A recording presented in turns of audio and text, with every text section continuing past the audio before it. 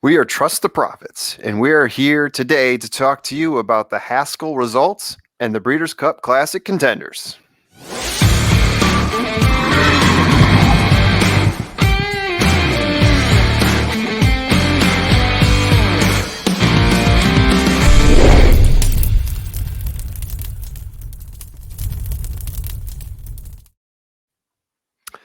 Hey everyone, I'm the Formula. I'm joined as always by El Hombre, but we got someone else here as well. We got our new sponsor. Welcome aboard, our new sponsor, BUSR.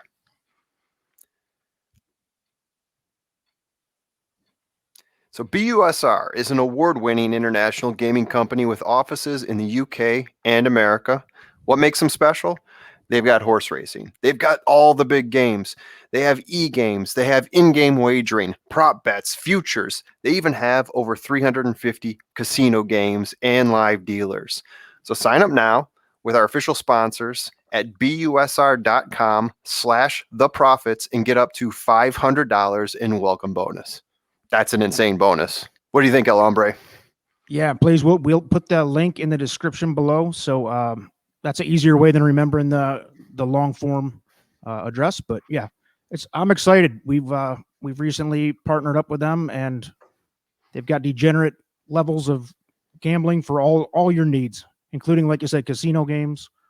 Yeah, it's the horse whole racing. picture. There's the bonus, the sign up bonus, and there's a lot to like about what they're offering. There's a ton of different things to bet on. So welcome aboard. Way more excited to talk about them than I am to talk about the Haskell Stakes that just happened this past weekend. It was a rough one to watch. No matter what your thoughts are on whether a DQ should have happened or shouldn't have happened, I mean, anytime you see an accident like that at the horse races, everyone's okay. Horse is okay. Paco raced the next day. But it's just not the way you want to see a big race, or any race for that matter, end. El Hombre, I know you've already stated your opinions on the matter. Do you want to go ahead and state them again now, a few days after you've had a chance to cool down a tad? Well, yeah, first off, I did have most of my wagering on Hot Rod Charlie, so I was probably a little more impacted than, I probably let my emotions get the best of me because of the money aspect of it. But in all honesty, that wasn't why I was mad. I know the rules I got a lot of hate on my live reaction video, which is fine. I don't care. But I will say that it's not that I didn't know the rule. It's that I don't agree with the rule. And that rule is that if a rider comes off a horse at any time, whoever caused the contact is automatically disqualified. And I understand there has to be something done in an instance like that to keep the sport as safe as possible. But I just don't agree that in that instance that it was Hot Rod Charlie. I saw people saying, "Oh, he moved up 3 lanes and blah blah blah." Yeah, no, he didn't. yeah. I watched the replay 700 times. If anything, Mandaloon was shifty too. I mean, there was a lot there, and that was three of the best horses in the world at the top of the stretch, all battling for it. Mm-hmm. It was very unfortunate, and we're super, like you said, we're first and foremost glad that Midnight Bourbon was okay and Paco. Absolutely. Yeah. Midnight Bourbon got out of there unscathed, which was a testament to the strength of that horse, because that horse, I mean, I thought it was going to be very bad. It turned my stomach. I hate seeing animals get hurt, and it turned my stomach. So when he popped back up and jogged across the finish line, looked absolutely fine. I was really relieved with that. And then next same here thought was, what about Paco? And then they said he was at least sitting up pretty quick there. So lucky in that respect. But I don't agree with the rule. I still don't agree with it. I still think it was the wrong call. But yeah, I mean, you can watch it happen. You see Hot Rod Charlie moving over, and that caused something. Obviously, I think it caused a clipping with Midnight Bourbon. I don't agree with the people that are calling out Mandaloon for shifting over. Maybe I don't know enough about the horse racing lane etiquette as some others do, but I don't see how that was the cause. But I definitely agree. There were 3 horses that were trying to be in the same spot at once, that were vying for the finish line. Obviously, Midnight Bourbon, I think, was in front, losing a little bit of steam. Hot Rod Charlie and Mandaloon were just amazing horses the entire race, really took that over. Hard to say what happened with the rest of the field too. I mean, the whole results, they're a wash. I mean, I'd love to come on here and brag up the fact that I picked Mandaloon, and also that I was talking up anti-gravity who had a really nice show. But Nobody had anti-gravity in the top 3 because in reality he wasn't in the top 3, but I mean he would finish 5th there. Let's be honest.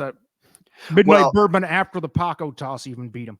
So maybe, but I mean, the fact is we don't know. Matters. There's nothing I can really brag about other than that's what actually, was scored out on the sheet. But again, I mean, I'm not going to come here and brag that up. Neither am I going to say that I was completely wrong about following C, because he ran a great race, probably better than I was expecting him to.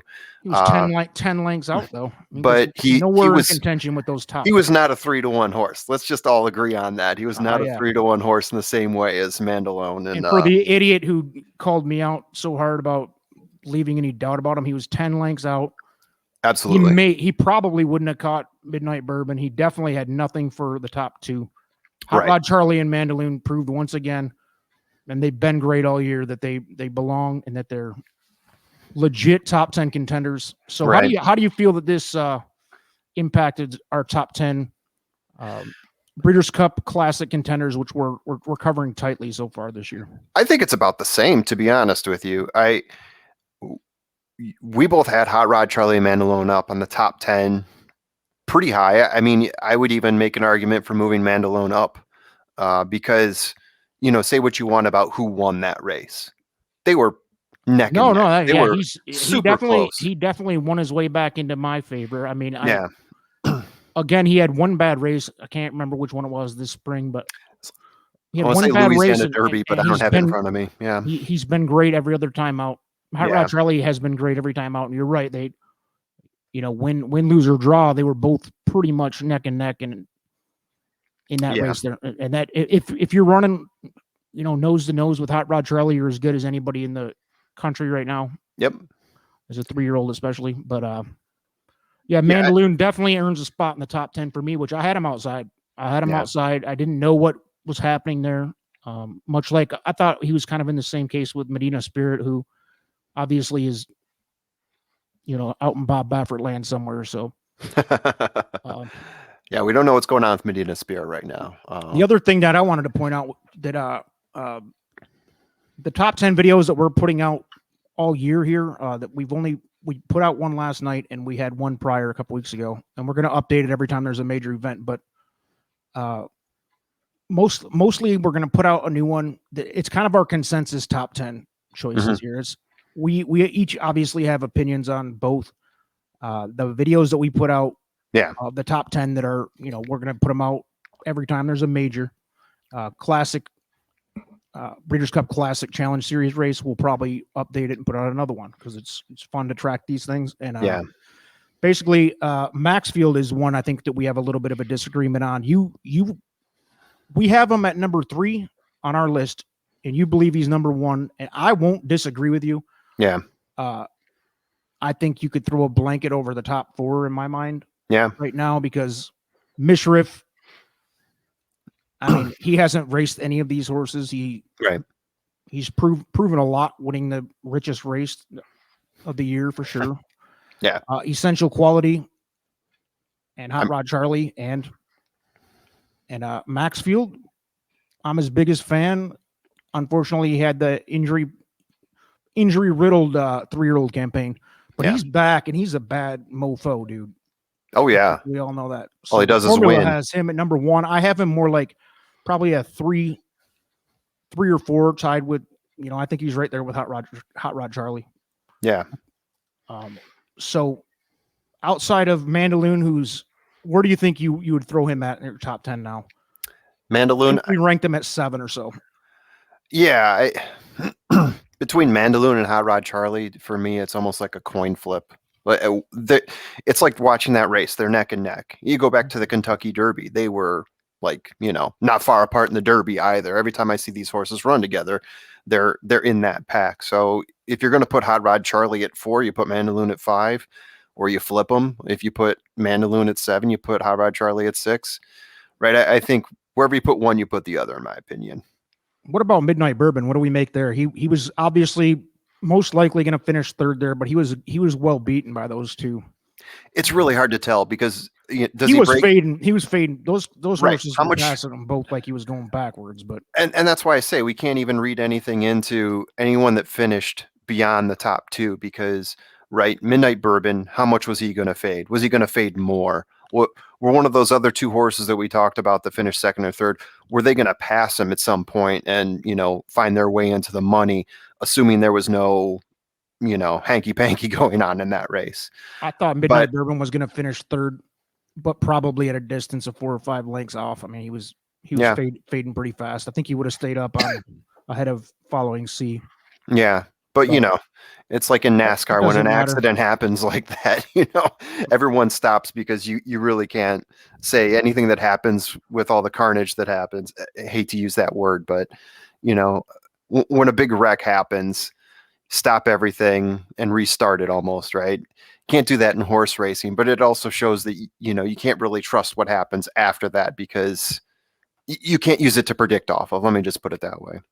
So no major shakeups from that race. Hot Rod Charlie and Mandaloon are kind of who we thought they were. Yeah. Which was legit contenders. So next up, there's no major This is a big challenge series race this coming week, but on the August 7th at Saratoga, here comes one that, I mean, this is ridiculously stacked. This is insane. Yeah. This one's going to have major implications, probably the biggest implications in the top 10. Yeah. So, I mean, you got the horse that I think is number 1, Maxfield, and he's going to be challenged by Knicks Go, by my standards, Code of Honor, number 2 in the 19 Derby, right? Silver State, and he's also in our top Country 10 Grammar right now too. Yeah. I mean, it's just an insane group of horses to be running in the Whitney. So, and this is 2 weeks out. There could be more added, or somebody might change their mind on this entry. But these are the probables. This is the best we can do on the Whitney for August 7th, Saratoga. That's going to be a good one. That's another win you're in.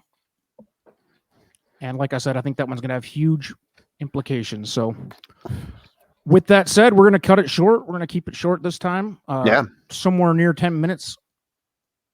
It's the best we've done in a long time. It's probably only about 12 minutes. So, with that, thanks again, everybody. Thank you to our sponsor, BUSR. Go to the website again, busr.com/theprofits. Peace out, everyone. And subscribe.